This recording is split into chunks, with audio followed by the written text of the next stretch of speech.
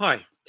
Okay, so now we're going to look at the Guite reading, and I hope that you enjoyed it. I think that it's a tremendous lecture, and again, I apologize for it being, one more thing that you have to look at online. But it's the last talk that I'll ask you to look at it online apart from my lectures, and I think it's really worth it.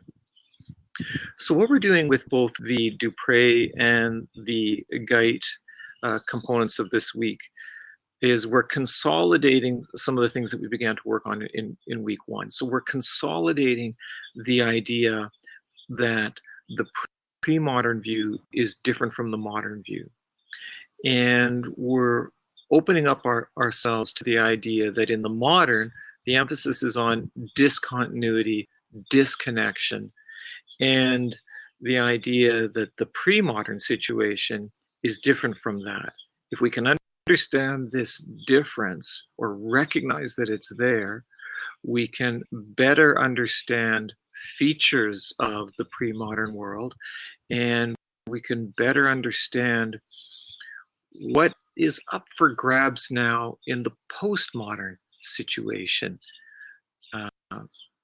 And we do very well to question our own assumptions about what it is that we're looking at when we're looking at the past. Again, if you think about the Dupre reading, the period from the end of the Middle Ages through to the 18th century is particularly tricky and can go either way. Anyway, let's just concentrate on the Dupre for now.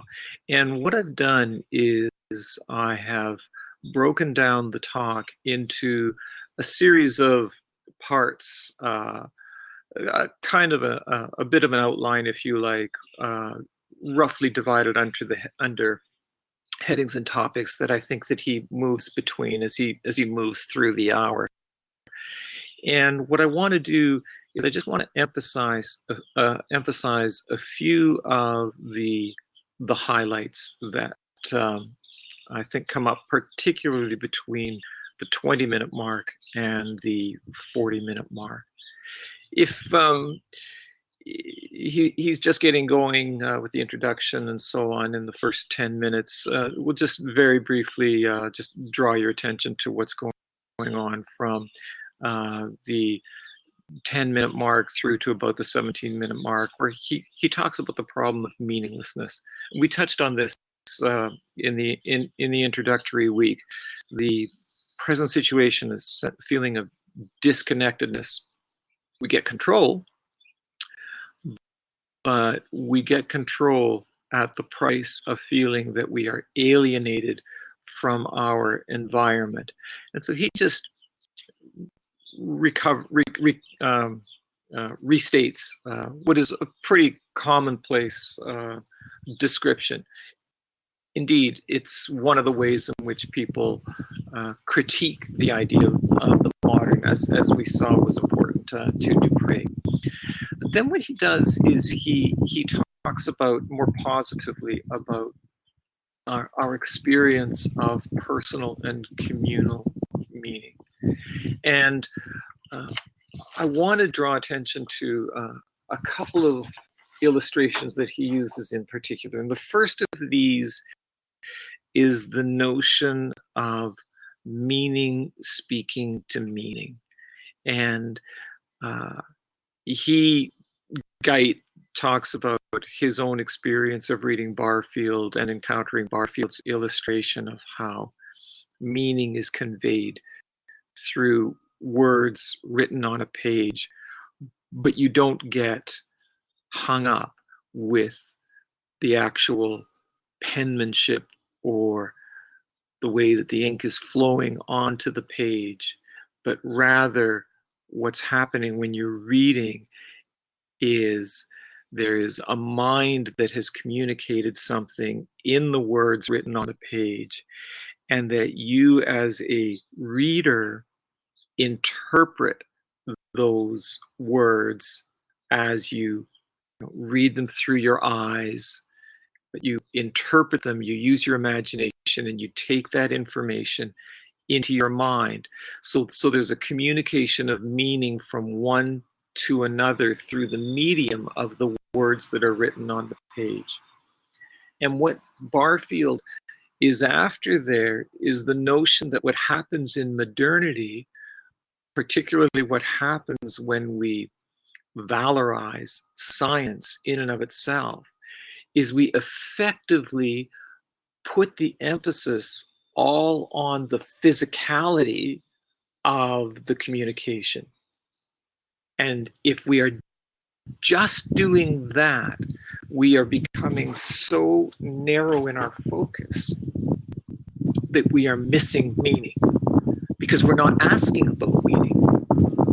I mean, thinking about penmanship, thinking about parchments, thinking about where paper comes from, thinking about how books are put together. This is all very cool. This is all very valid as part of rhetorical studies and historical studies of various kinds. But it's a certain kind of question that blocks us off from a different kind of question. And the more obvious situation, at least in the example of thinking about reading a text that has been written, is to be asking, what does this author mean? What is being communicated to me, to my mind, through this other mind? And I think it's a great illustration that helps us to get at a little bit the problem of the modern, when we overemphasize science and we make science simply something that is disconnected from other aspects of the real. He talks about at minute 2140 the difference between reading and observation. It's one thing to observe in a scientific sort of way. It's another thing to be doing something active and interpretive, as you're doing when you are reading. So that's the first point that I wanted to mention. The very last bullet there, before we move on to the next one, is the notion of a meaning-drenched universe. That phrase is a restatement of Dupre's very technical term, the ontotheological synthesis. Right? In a meaning-drenched universe, it's a phrase that recalls T.S. Eliot. In a meaning-drenched universe, the divine is present in the natural world. The divine is present in us. We're connected with the divine. We're connected with nature. All three realms are interacting with one another. It's not just that we impose meaning. It's not simply that we have a disconnected and powerful position. It's that the meaning itself is, that the world itself is already meaningful. Okay, the second point that I want to take from the lecture is the way that he illustrates this belief, this ontology, through the notion of words for spirit. And I just think that this is such a cool example. I mean, I say spirit, but the word, let's say we take the word pneuma, P-N-E-U-M-A. The word pneuma in the ancient world means not just spirit, but it means breath, and it means air and wind, all at the same time. One word for a concept that we think is a bunch of different inseparable concepts. So to say the word pneuma is to appeal at the same time to the notion of a divine presence, to the notion of my inner spirit, to the notion of my breath, and to the notion of the breeze around me. And indeed, as I breathe in a natural sustenance, but it's a natural sustenance that is a created gift of God.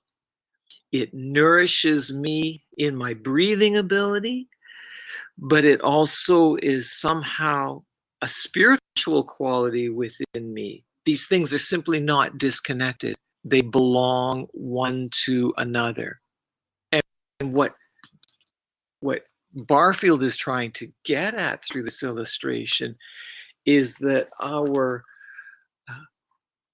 when we look at language, if we come at it, if we can free ourselves from our modern preconceptions, and we can look at language in terms of this other ontology, we can see that in language, it's what does he call it? He calls it a kind of crust, right? A physical layer, but it actually is evidence on the surface of the history of the human consciousness.